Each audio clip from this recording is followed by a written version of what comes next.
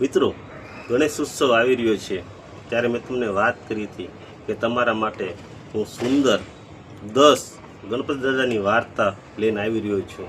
ત્યારે આજે મારે 9મી વાર્તા છે કે ગણપતિ દાદાના લગ્ન વિશે। જ્યારે મિત્રો દેવતા બધા જ્યારે ભેગા છે ને ત્યારે એને વિચાર્યું કે આપણા વિઘ્નહર્તા એવા ગણપતિ દાદા જે હરેકના વિઘ્ન દૂર કરે છે તો એના પત્ની કેવા હોવા જોઈએ।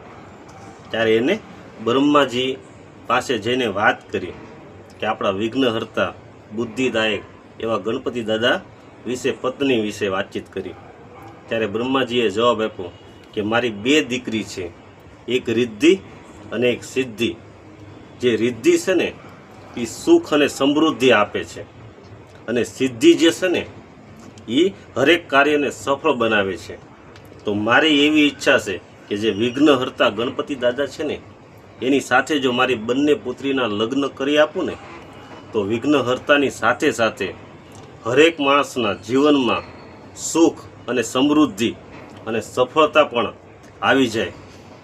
આ વિચાર સાંભળીને દેવતા પણ ખુશ થઈ ગયા અને દેવતાએ પણ કીધું કે જો ગણપતિ દાદા વિઘ્નહર્તા છે અને એની સાથે સાથે સુખ અને સમૃદ્ધિ અને સાથે સાથે જો સફળતા પણ એની સાથે આવી જાય ને તો આનાથી વિશેષ શું હોવું જોઈએ। એટલા માટે ગણપતિ દાદાના ધામધૂમથી લગ્ન રિદ્ધિ અને સિદ્ધિ સાથે થાય છે મિત્રો। અને એના 2 પુત્રો છે, એક લાભ અને એક શુભ।